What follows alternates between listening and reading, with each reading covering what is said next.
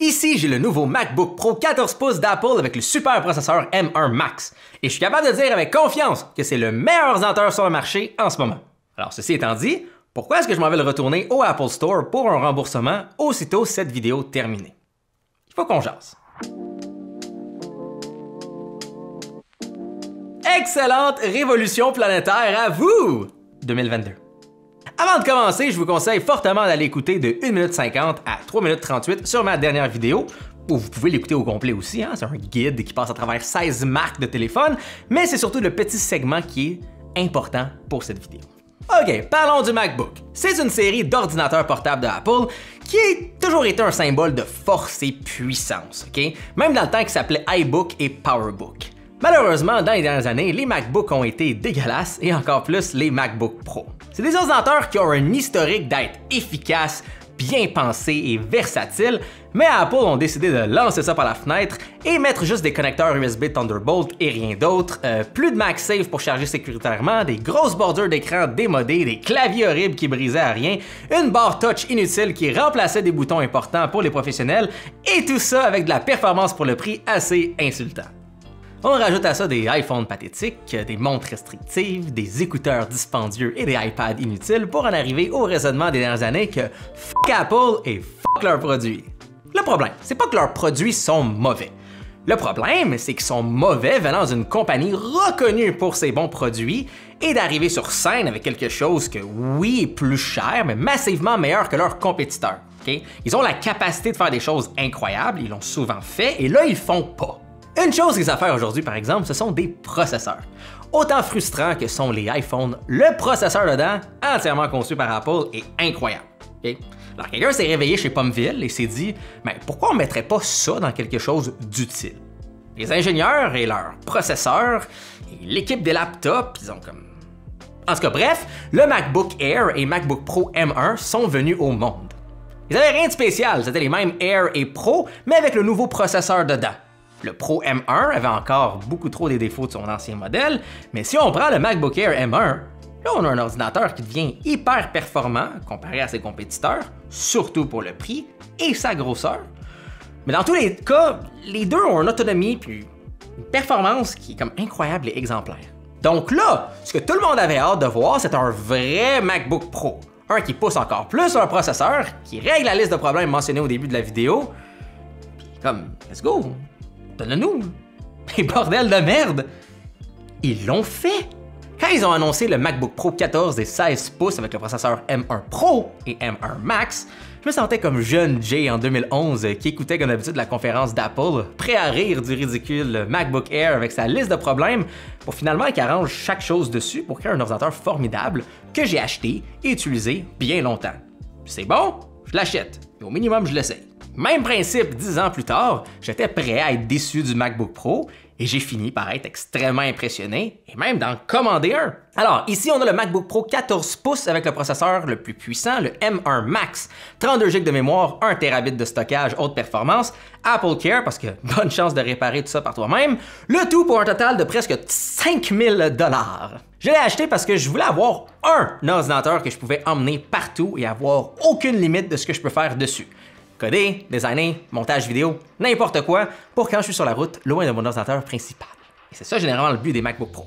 La construction est impeccable, super solide et rigide, extrêmement haute qualité, rien qui semble fragile dessus. Niveau port, on est enfin gâté, non seulement parce qu'il y a des prises USB Thunderbolt 4, mais en plus c'est le retour du MagSafe, d'un port HDMI et d'un lecteur de carte SD. Tabarnak! Merci Apple! Merci! Y a-t-il une pomme ici que je peux embrasser?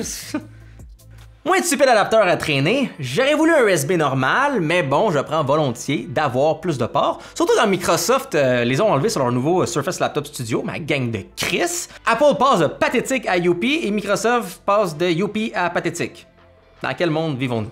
L'écran est fantastique, bien éclairé sans trop de réflexion. Le mode HDR, les 6 fois que vous allez l'utiliser, est incroyable à regarder. Et il est enfin un peu plus haut pour avoir une grande résolution et vous donner plus d'espace pour vos applications.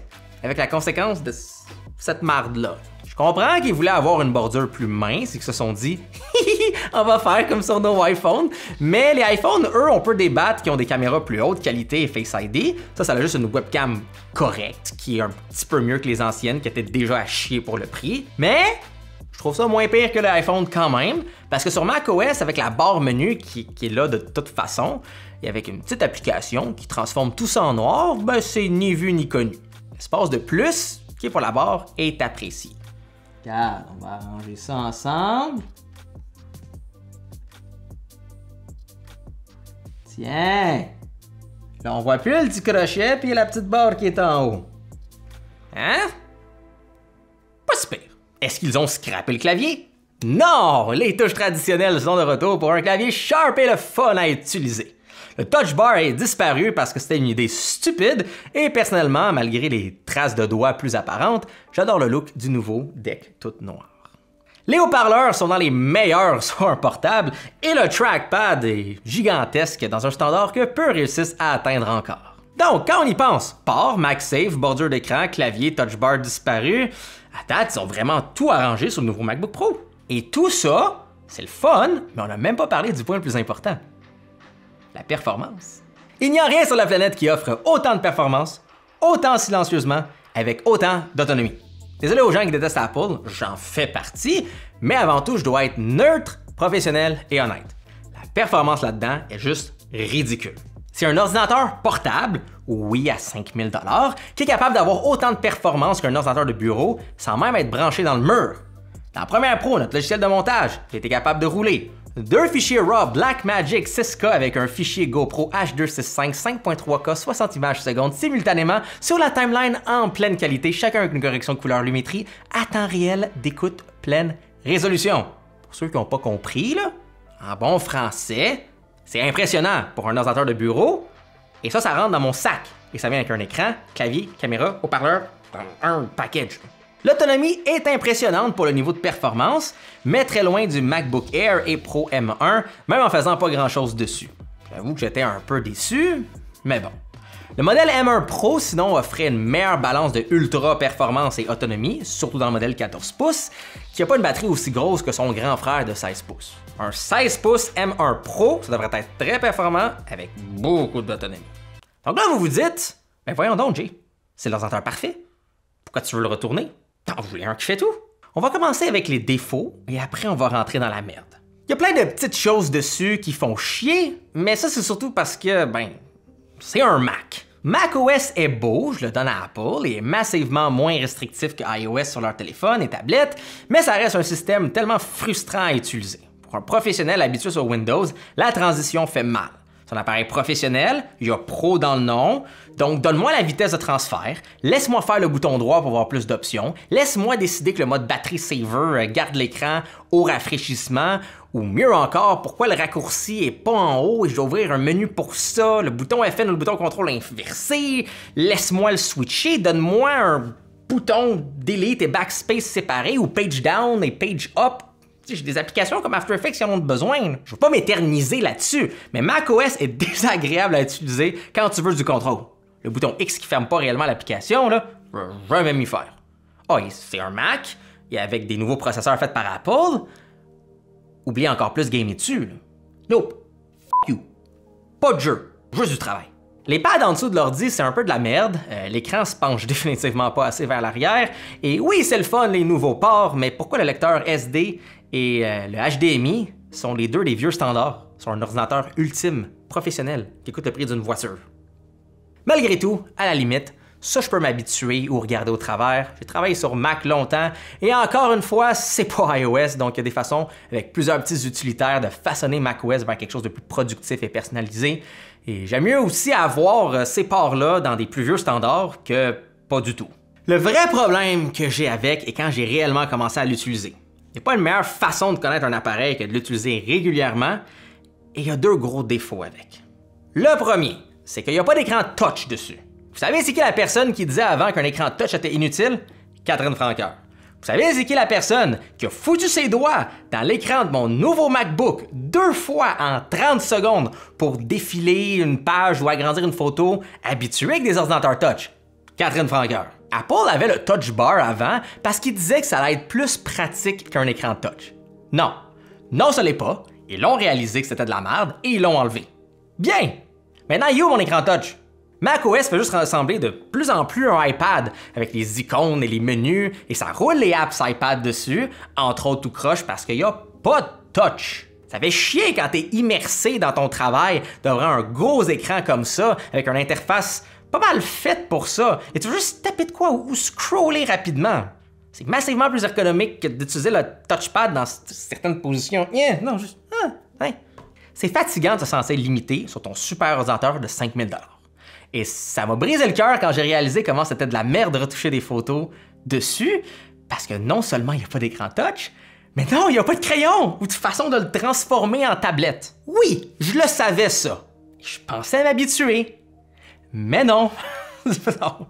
Alors là, j'ai un super ordinateur qui est quand même gros et lourd, que des fois je veux pas emmener avec moi parce que ça va me faire chier de retoucher des photos dessus sans crayon, ou si j'ai une idée puis je veux faire un plan, je paye pas ce prix-là pour avoir un appareil que des fois je veux pas utiliser. C'est con. Faut comprendre que moi, ça fait 3 ans que j'utilise des Surface Book, qui est un laptop qui se décroche pour devenir une tablette. Donc j'ai le meilleur des deux mondes. Et avant ça, plus de 5 ans à utiliser des Surface Pro qui sont des tablettes qui peuvent être utilisés comme ordinateur. À travers ces appareils-là, j'en ai fait des sites web, design, montage, 3D, des jeux mobiles, c'est des appareils formidables. Avec un Surface, je peux dessiner mes plans et mes idées avec le crayon, designer le jeu et le programmer avec le clavier, tester le jeu directement avec l'écran touch, faire du montage vidéo pour faire les pubs du jeu, et encore une fois, tout ça dans un seul appareil sans restriction. Ça, c'est un ordinateur portable. Ça, c'est aussi un ordinateur portable.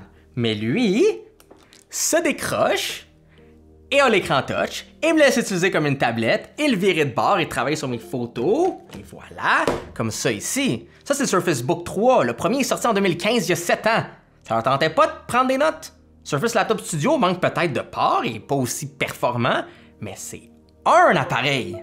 Alors, les gens qui ont des Mac font quoi? J'ai l'ultime ordinateur portable qui a toutes les performances du monde, mais je peux seulement faire la moitié de mes besoins créatifs, contrairement à ce qu'Apple dit. Eh bien, ils achètent un iPad.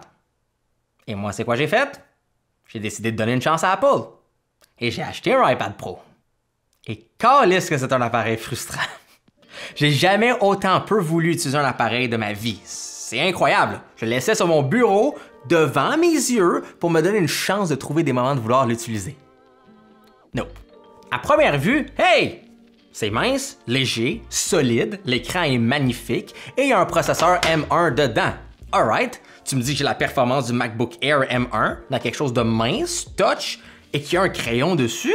Fantastique! Bye bye Surface Pro, esti de vidange! Bonjour iPad Pro! Good! Allons chercher les accessoires manquants pour travailler dessus. Donc, avant taxe, l'iPad Pro 11 pouces de base avec 128 GB est 1000 $.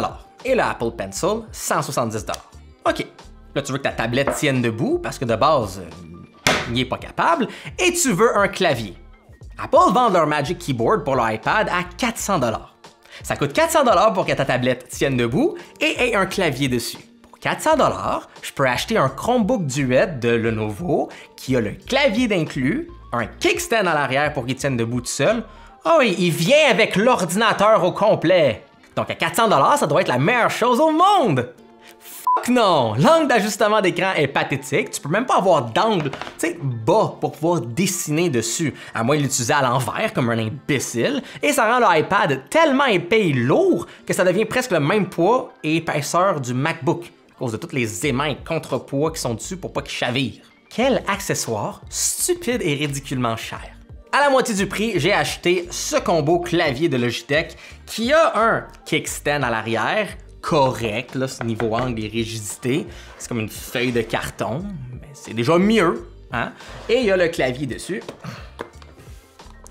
Calice! Ah, c'est que c'est pas pratique. Ah, c'est que c'est pas pratique.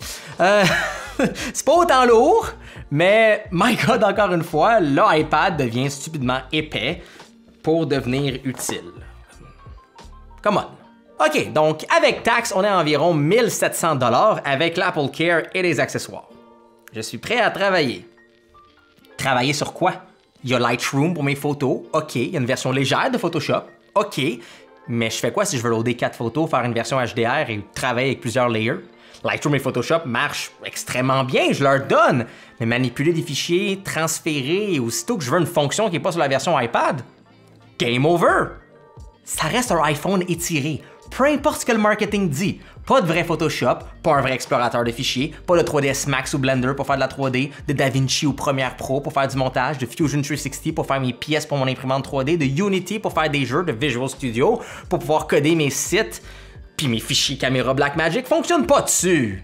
Pardon, ils appellent ça pro. Toutes les pubs disent à quel point il y a une performance incroyable. OK, performance pour faire quoi avec? OK, Procreate c'est le fun, mais ça marche sur l'iPad de base. Moi, je viens de payer 1700 $ pour un appareil professionnel qui roule 5% des applications professionnelles que j'ai besoin en version poche. Et même si je veux dessiner avec leur propre accessoire officiel à 400 $, il n'y a même pas d'ajustement d'angle pour que je fasse ça confortable. Fuck you Apple et fuck ton iPad Pro. L'autre option, c'est quoi? C'est d'utiliser Sidecar pour utiliser l'écran du iPad Pro comme écran externe pour mon MacBook Pro. Comme ça, j'utilise l'écran et le crayon du iPad sur mes applications professionnelles qui roulent sur mon MacBook. Simple. Mais quelle option ridicule! Donc après avoir donné presque 7000 $ à Apple, je dois traîner ces deux grosses affaires-là partout où je vais, là? Non! Non, c'est une brique, ces deux choses-là, là. Ou sinon, pour 3000 $, je peux avoir ça! Un Surface Pro 8 de Microsoft. Et à 3000, avec les taxes, j'ai l'équivalent du Apple Care, le clavier, le crayon, le même nombre de stockage que l'iPad. Oh, et c'est un vrai ordi. Est-ce que ça se compare au combo MacBook et iPad Pro? Est-ce que c'est réellement l'hybride parfait? Ben, c'est ça que je voulais voir. Alors, j'ai pas acheté le modèle i7 128 GB avec 16 GB de mémoire qui revient avec tout à 3000. Non! Je me suis dit, on va comparer ça comme du monde. Alors, j'ai acheté le modèle le plus dispendieux sur leur site, le i7 avec 1 Tb et 32 GB de mémoire pour un total de 4300 $ avec tous les accessoires et la garantie. Prix ridicule? Absolument. Mais comparé aux presque 7000 chez Apple, si ça remplace vraiment la pile que j'ai ici, ben, ça fait tout. C'est une aubaine.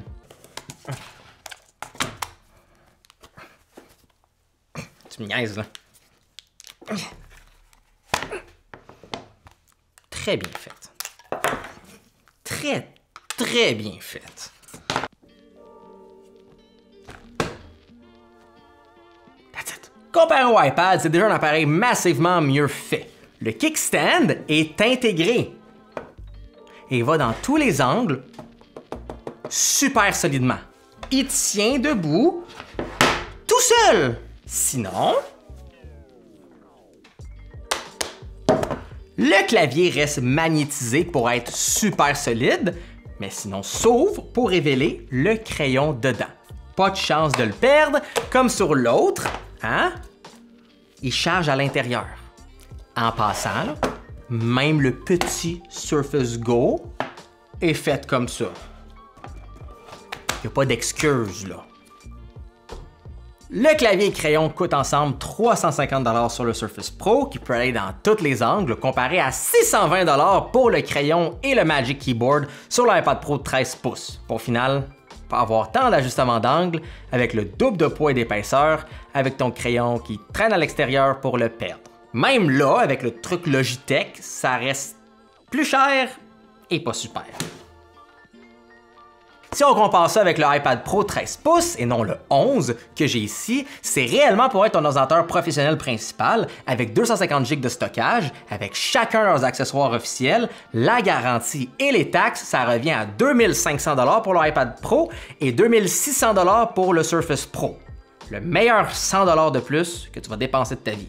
Donc là, j'ai une tablette qui a le triple de port que l'iPad Pro, un grand écran touch, un crayon, c'est plus mince, une construction plus intelligente avec le kickstand intégré, des accessoires qui font plus de sens et ça roule toutes mes applications professionnelles. Son défaut comparé au iPad Pro, moins d'autonomie. Mais hey, j'aime mieux avoir la moitié à pleine productivité que le double à me taper la tête sur mon bureau, à me dire je vais finir ça sur un vrai ordi.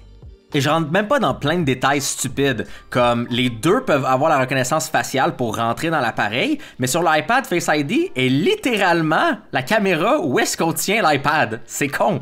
Ou sinon, un exemple, le crayon, mais sur l'iPad, c'est avec des stupides gestures touch, comme vraiment pas pratique. Mais sur le Surface, il y a un bouton pour ouvrir une application, et je peux juste le revirer de bord pour effacer, comme un vrai crayon. Donc, fuck l'iPad Pro. Ah ouais, des colis. Maintenant, comparé au MacBook Pro, le meilleur comparatif du côté de Microsoft serait le Surface Laptop Studio. C'est le successeur du Surface Book 3 que je vous ai montré. Laptop avant tout, mais après tu descends l'écran et bam, t'es prêt à utiliser le crayon confortablement. Tout ça dans un seul appareil. Le Laptop Studio est super malgré qu'il y a moins de ports, calice Microsoft, moins d'autonomie, mais surtout moins de performance. Donc là, si même le gros Surface Laptop Studio est moins performant que le MacBook Pro, le Surface Pro 8, lui, mince comme qui est, ça va faire mal. Eh bien, étonnamment, dans mes tests, non.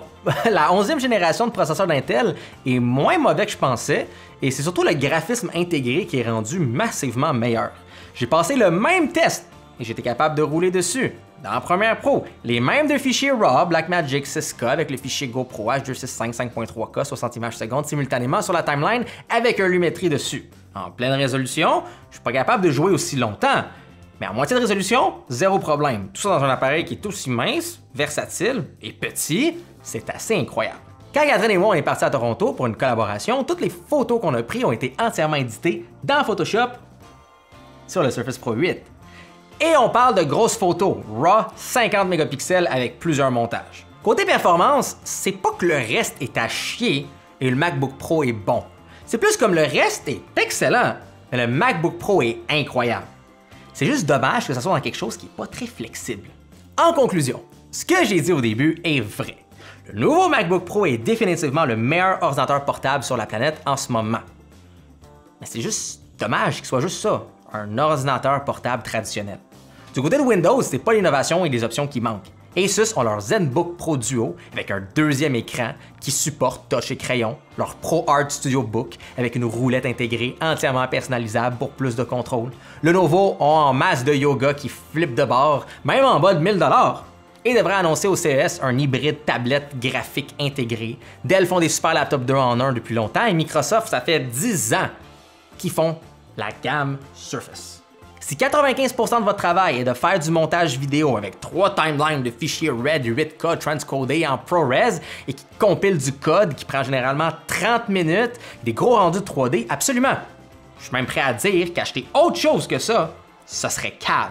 Pour ces gens-là, une carte de décodage Afterburner leur coûtait 2000 $ de base. Là, tu rajoutes 1000 $ et tu as un ordinateur complet avec ça et qui est même plus performant, c'est une aubaine. Mais pour vous qui m'écoutez, c'est pas l'ordinateur pour vous.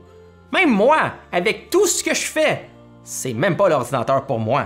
C'est trop de performance dans un package qui est gros, lourd et restrictif. Si vous voulez vraiment un Mac, allez voir le MacBook Air avec le processeur M1 ou attendez lui avec le M2. Vous aurez le double de batterie dans un format qui est massivement plus mince et léger et qui manquera vraiment pas de performance non plus. C'est dommage qu'il n'y a pas de touch, ça vous prendra malheureusement un iPad trop cher à côté, pitié, pas le Pro.